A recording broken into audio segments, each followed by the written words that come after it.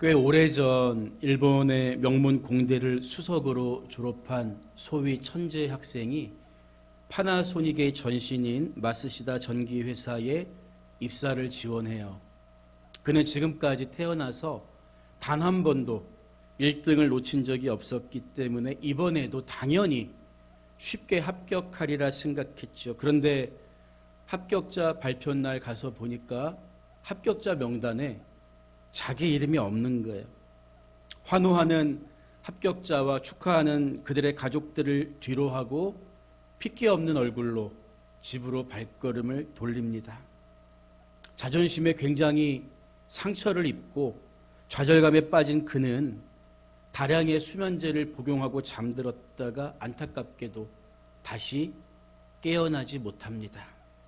다음날 아침 가족들이 숨진 그를 발견하고 우열하고 있을 때 긴급 전보로, 옛날이었으니까 그의 집에 합격 통지서가 도착해요.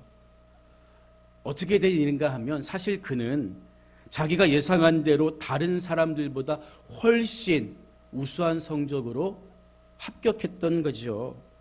다만 수석으로 합격했기 때문에 별도로 적혀 있었던 그의 이름이 일반 합격자 명단에 누락된 것이었습니다.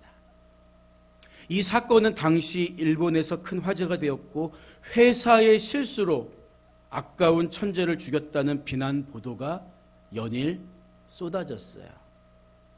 세월이 흐른 뒤에 한 기자가 그 회사 회장이었던 마쓰시다 고노스케에게 이 사건에 대한 의견을 묻습니다. 고노스케는 먼저 사회적으로 물의를 일으킨 점에 대해서 사과하면서 이런 말을 해요. 장래가 촉망되는 청년의 죽음은 참으로 안타까운 일이었지만 우리 회사 입장에서는 차라리 다행스러운 일입니다. 뜻밖의 말에 기자가 그 이유를 물으니까 경영의 신으로 불리는 고노스케 회장은 이렇게 대답하죠.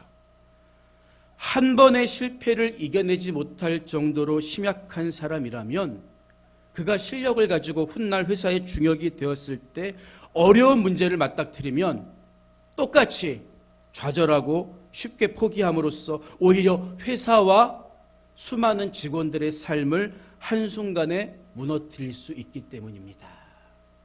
이런 말을 했다는 거예요. 여러분은 혹시 자존심과 자존감의 차이가 뭐라고 생각하시나요? 자존심이 스스로 잘났다고 여기면서 남들로부터 자기를 무조건 방어하려는 그런 마음의 심리 상태라면 자존감은 나를 소중하게 여기고 나 자신부터 먼저 존중해 주려는 그런 마음이겠죠. 그런데 성경을 보면요, 바울은 스스로를 가리켜서 나는 만삭되어서 태어나지 못한 사람 같다, 이런 말을 한다든지 또는 나는 죄인 중에 괴수다, 이런 말을 했다고요. 그렇다면 바울은 자존심도 없거나 자존감이 낮은 사람이었을까? 그렇지 않습니다. 바울은 절대 열등감을 갖고 살지 않았다고요. 오히려 성도들을 향해서는 너희는 나를 본받는 자가 되라, 이렇게 말했단 말입니다. 여러분 생각해 보세요. 어떻게 자기 자신을 바라볼 때 이렇게 두 가지 극단적인 서로 다른 시선이 존재할 수가 있을까요? 그 이유는 다른 데 있지 않습니다. 바울은 남들 눈치 보면서 사람들이 나를 어떻게 생각할까? 사람들과의 관계에서 자기의 정체성을 찾은 게 아니라 코람데오, 하나님 앞에서 자기 정체성을 발견하려고 무단히 몸부림쳤기 때문이에요. 미국의 유명한 팀 켈러 목사님은 복음이란 내가 생각했던 것보다 더 큰 죄인인 것을 깨닫게 해주고 또한 내가 생각했던 것보다 더 사랑받는 하나님의 자녀가 된다는 것을 알게 해준다, 이런 유명한 말을 한 적이 있어요.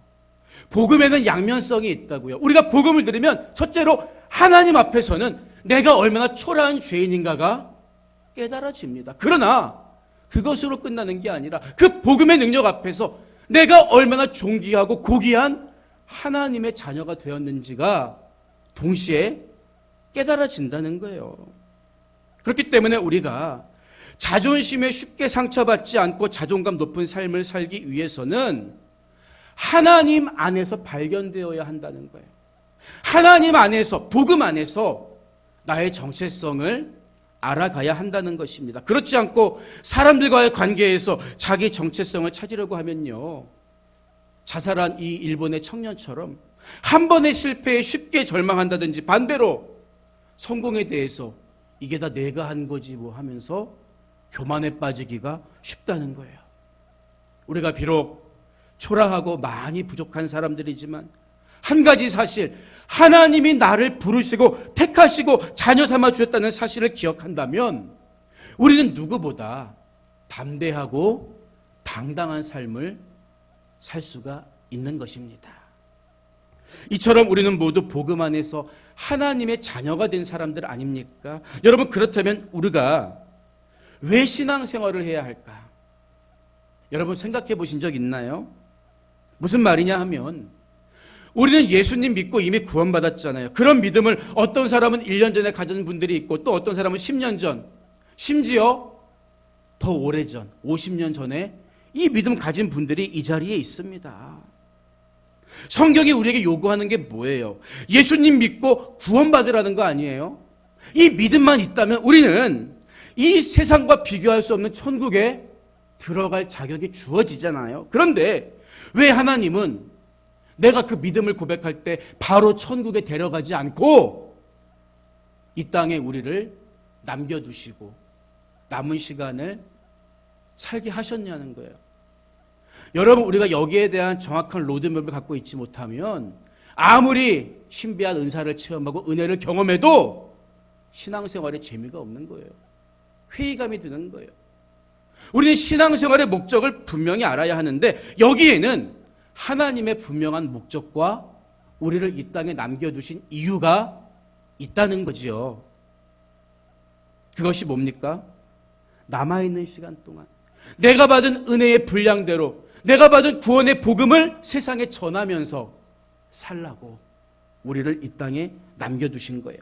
장차 다가올 부활의 영광에 이르기 전까지 내가 받은 구원의 은혜를 알지 못하는 사람들에게 그것을 전하면서 살라는 것입니다. 쉽게 말하면 남아있는 우리의 인생은, 예수님 만나고 난 뒤에 남아있는 우리의 인생은 나의 성공이 아니라 하나님의 성공을 위해 살라는 거예요. 여러분, 하나님의 성공이 뭡니까?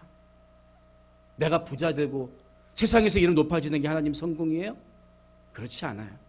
하나님의 성공은 마귀에게 사로잡혀 죽어가는 영혼이 복음을 듣고 복음으로 변화돼서 하나님의 자녀로 도로 세워지는 것이 하나님의 성공 아닙니까? 그래서 부활하신 예수님이 제자들에게 하시는 말씀도 똑같은 거예요. 너희가 내 부활을 똑똑히 봤지? 이제 믿지? 나와 같이 하늘로 돌아가자. 이 말씀하신 게 아니라 15절을 보면요, 너희는 온 천하에 다니며 만민에게 복음을 전파하라. 전파하라. 여기서 우리가 주목해야 하는 게 천하와 만민이라는 두 개의 단어입니다. 여러분, 지금도 이스라엘 사람들은요, 세상의 중심이 이스라엘이라고 생각해요. 예수님 당시에도 마찬가지였어요. 세상의 중심은 이스라엘이고 이스라엘의 중심은 예루살렘이고 예루살렘의 중심은 성전이다. 그리고 성전의 중심은 거룩한 성소다. 이게 그들의 상식입니다. 하나님을 만나려면 성전으로 와야 되는 거예요. 그런데 예수님은 오늘 뭐라고 말씀하십니까?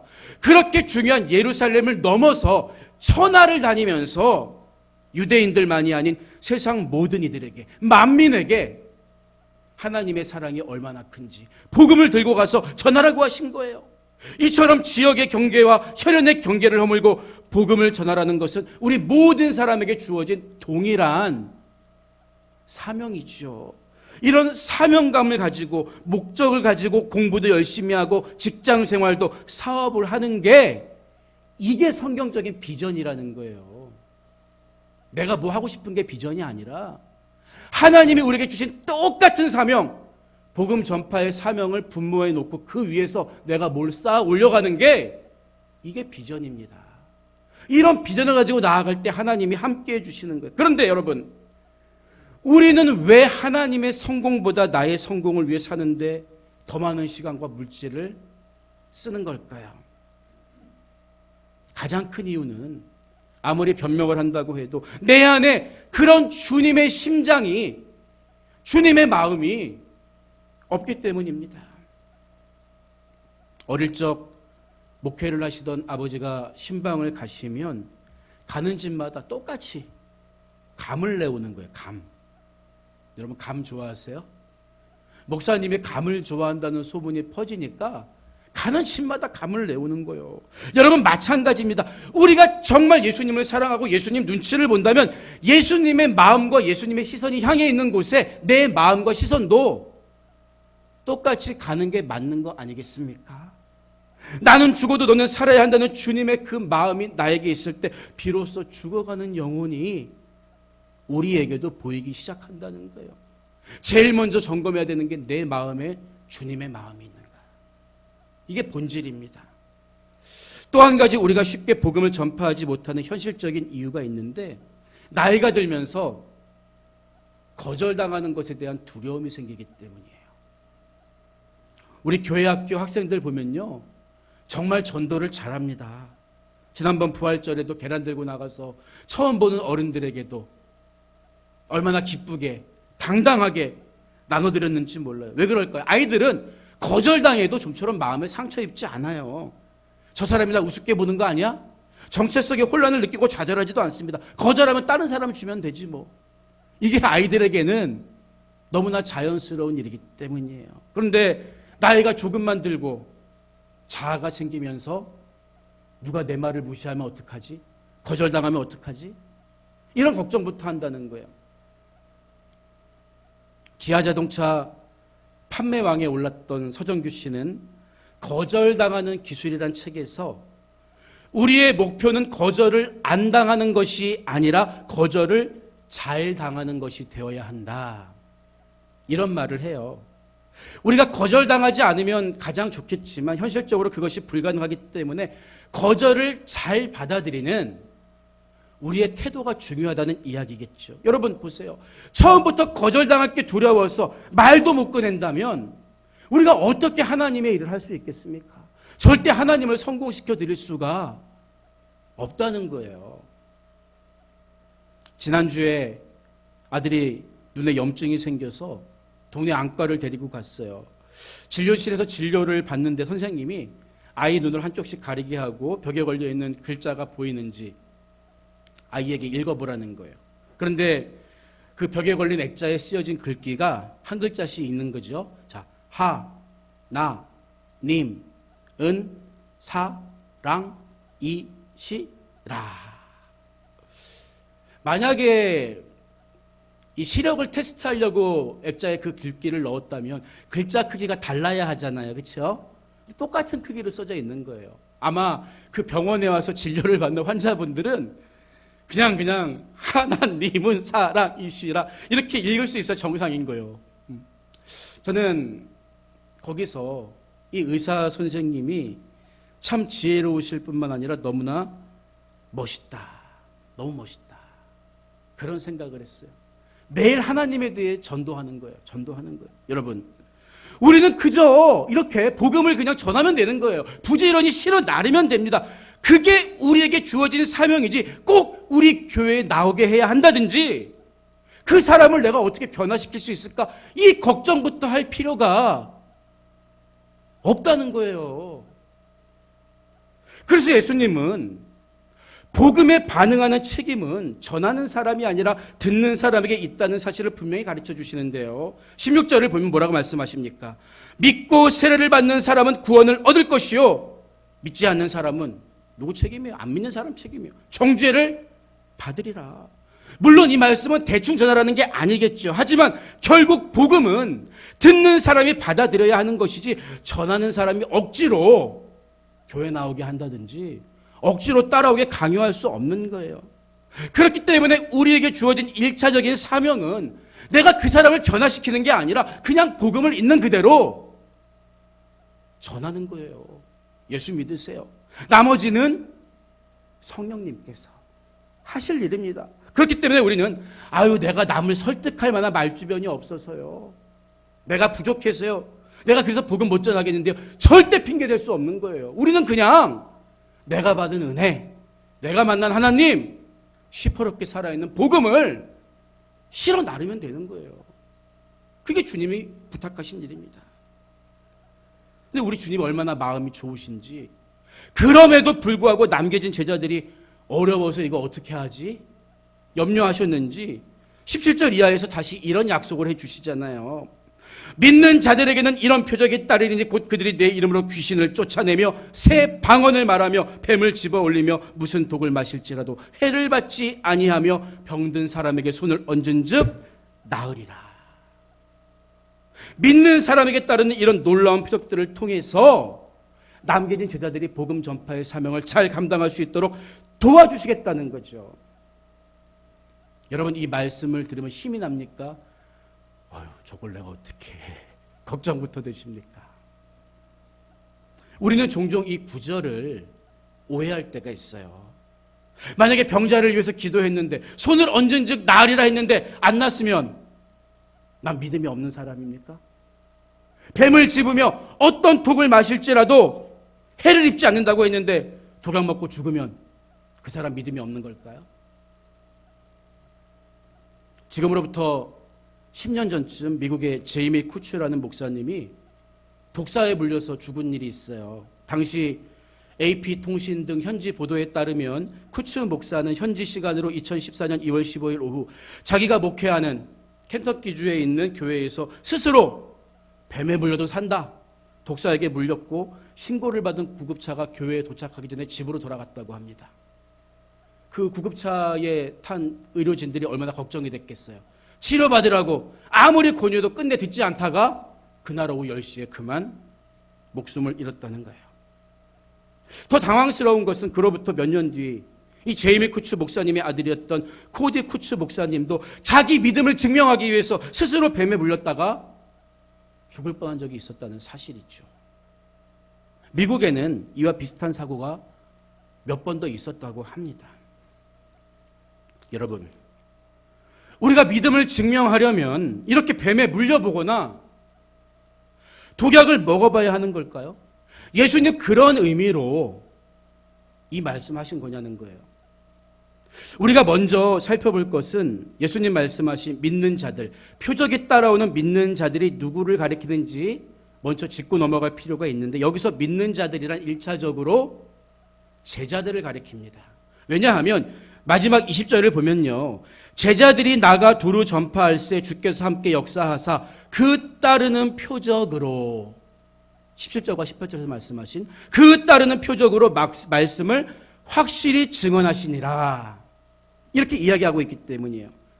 무슨 말이냐 하면 제자들이 정말 믿음으로 복음을 전파할 때 예수님께서 17절과 18절에 하신 약속의 말씀, 표적들이 나타났다는 거죠. 그래서 복음서를 기록한 마가는 예수님의 말씀이 이미 증명된 사건이라는 것을 복음서에 기록해 놓은 거예요. 여러분, 그렇다면 제자들이 복음을 전파하는데 왜 이런 놀라운 표적들이 필요했을까요? 복음서를 보면 감옥에 갇혀있던 세례 요한이 예수님께 사람을 보내서 당신이 정말 오시기로 한 그분입니까? 당신이 정말 그리스도 맞습니까? 아니면 우리가 다른 그리스도를 기다려야 합니까? 이렇게 물어보는 장면이 나와요. 그때 예수님이 마태복음 11장 5절을 보면요, 이런 말씀을 하세요. 맹인이 보며 못 걷는 사람이 걸으며 나병한 자가 깨끗함을 받으며 못 듣는 자가 들으며 죽은 자가 살아나며 가난한 자에게 복음이 전파된다 하라, 이렇게 대답하십니다. 왜냐하면 당시 사람들은 구약의 예언에 근거해서 메시아가 맞다면 이런 놀라운 일들을 해야 한다는, 그래야 메시아로 증명된다는 그리스도에 대한 믿음이 있었기 때문이에요. 그래서 예수님은 그런 기적을 친히 보여주심으로써 내가 오기로 한 그이다, 이 사실을 확증하셨을 뿐만 아니라 복음을 전파하는 제자들에게도 그런 권능을 주신 거예요. 여러분, 복음이 뭡니까? 예수가 그리스도시다. 이게 복음의 핵심이잖아요. 그래서 메시아가 이 땅에 오셔서 행하셔야 할 그 사역적 권능을 보여주신 거예요. 그것을 전하는 제자들에게도 똑같이 그런 권능을 부여해 주신 것입니다. 그래서 예수님 말씀대로 제자들은 마가다락방에서 성령의 충만함을 입고 방언을 말하잖아요. 베드로와 요한은 걷지 못하는 병자를 이렇게 세웠고, 빌립은 사마리아 성 사람들에게 덕지덕지 붙어있던 수많은 귀신들을 쫓아냅니다. 그런가 하면 바울은 로마로 끌려가는 길에 머물게 된 멜리드라는 섬에서 독사에 물리지만 해를 입지 않습니다. 여러분, 왜 그렇습니까? 왜 그렇습니까? 바울에게는 로마로 가서 복음을 증거해야 할 사명이 남아 있었기 때문이라고요. 따라서 뱀을 집어 올리거나 독을 마셔도 해를 입지 않는다는 말씀은 제자들이 복음을 전파하는 여정 속에 찾아올 수 있는 어떤 어려움 속에서도 내가 너희를 홀로 보내지 않고 너희와 함께 하겠다, 지켜주겠다, 이 약속의 말씀이라는 거예요. 그것이 이미 이루어졌다고, 말씀대로 이루어졌다고 마가는 20절에서 확인해 주고 있는 거죠. 이미 다 성취된 사건입니다. 그렇기 때문에 우리는 예수님이 말씀하신 표적들이 현재, 지금 우리 삶의 현장에 똑같이 나타나지 않는다고 해서 내가 믿음이 없는 거 아니야? 이렇게 의심할 필요가 있다 없다? 없다는 거예요. 예수님이 메시아이심을 증언하기 위한 그런 표적들은 예수님과 제자들을 통해서 이미 다 확증되었기 때문입니다. 디모데후서 2장 15절을 보면요, 너는 진리의 말씀을 옳게 분별하며 부끄러울 것이 없는 일꾼으로 인정된 자로 자신을 하나님 앞에 드리기를 힘쓰라, 이렇게 요구하고 있어요. 우리는 말씀을 분별하면서 우리가 정말 하나님 앞에 온전히 드려지기를 힘써야 하는 것입니다. 우리는 성경이 말하고자 하는 의미를 분별하지 못하고 성경에 기록된 그대로 믿는다는 그럴듯한 말로 오히려 하나님 앞에 자기 믿음을 시험하는 자가 되면 안 된다는 거죠. 세상 모든 이들에게 복음을 전파하는 말씀에 순종할 때 지금도 당연히 하나님은 우리를 도우십니다. 왜요? 복음을 전파하는 일은 나의 성공을 위한 일이 아니라 하나님을 성공시켜드리는 일이기 때문이에요. 그러나 그리 아니하실지라도, 그런 능력이 행에 나타나지 않을지라도 우리는 이미 성경을 통해서, 제자들을 통해서 성취된 사건을 의심하지 않고 우리가 전하는 그분이 그리스도시다, 담대하게 선언할 수가 있다는 거예요. 이어지는 19절을 보면요, 주 예수께서 말씀을 마치신 후에 하늘로 올려지사 하나님 우편에 앉으시니라, 이렇게 이야기합니다. 예수님은 제자들에게 천하 만민에게 복음을 전파하라는 마지막 사명을 주시고 하늘로 올라가셨어요. 우리 생각에는 예수님의 그 부활하신 몸으로 두루 다니시면서 복음을 전파하면 전도가 더 쉽게 될 것 같잖아요. 그런데 왜 예수님은 하늘로 올라가셔서 아버지 우편에 앉으셨을까요? 성령을 통해서 그 사명을 이제는 한 사람이 아닌 우리 모두에게 넘겨주셨기 때문입니다. 여러분 생각해 보세요. 인간의 몸으로 오신 예수님은 공간의 제약을 받으시죠. 그래서 예루살렘, 갈릴리, 유대를 중심으로 사역을 하셨습니다. 그러나 하나님의 영이신 성령은 공간과 시간의 제약을 받지 않으세요. 제 안에도 계시고 여러분 안에 계시고 지금 현재 아프리카 사람들 마음속에도 계시고 미국 사람들 마음속에 계시고 무소부재, 무시무종하시지 않습니까? 그래서 성령은 지금도 각 사람들 마음속에 역사하시면서 세계 곳곳에서 예수님이 하셨던 그 사역을 똑같이 우리를 통해서 감당하게 하신다는 거예요. 그렇기 때문에 요한복음 14장 12절을 보면 나를 믿는 자는 내가 하는 일을 그도 할 것이요 또한 그보다 큰 일도 하리니, 우리가 어떻게 감히 예수님보다 큰 일을 할 수 있어요? 이런 이유 때문이에요. 시간과 공간의 제약을 받지 않고 우리 모두가 작은 예수가 되어서 가는 곳마다 주님의 손길과 주님의 눈물로 사역을 감당할 수가 있기 때문이죠. 그래서 마태복음을 보면 예수님이 하늘로 승천하시기 전에 뭐라고 말씀하십니까? 너희는 가서 모든 민족을 제자로 삼아 아버지와 아들과 성령의 이름으로 세례를 베풀고 내가 너희에게 분부한 모든 것을 가르쳐 지키게 하라. 볼지어다 내가 세상 끝날까지 너희와 항상 함께 있으리라. 여러분, 이 땅에 아무리 많은 교회가 있고 아무리 많은 성도들이 있어도 주님은 사명대로 사는 사람, 하나님을 성공시켜드리기 위해서 제자 삼는 삶을 사는 사람과 함께 하신다. 그 사실을 우리는 기억해야 하는 거예요. 오늘 말씀을 마무리합니다. 지난 2019년도에 개봉한 증인이라는 한국 영화가 있었어요. 한 여자가 살인사건 용의자로 지목됩니다. 그러나 이 여자는 눈물로 자기의 무죄를 호소했고 이웃들 역시 이 여자는 남을 죽일 사람이 아니에요. 증언하죠. 결국 법적인 논쟁은 결정적인 증언을 한 검사 측 증인 말의 신빙성을 두고 일어납니다. 왜냐하면 유일하게 사건을 목격한 증인이 자폐증을 앓고 있는 15살의 어린 여학생이었기 때문이죠. 본래 재판의 목적은 이 사건이 단순한 자살 사건인지 살인 사건인지를 가리는 것이었는데 시간이 지날수록 점점 재판의 추이가 이 증인의 말을 신뢰할 수 있는지 아닌지로 흘러가게 돼요.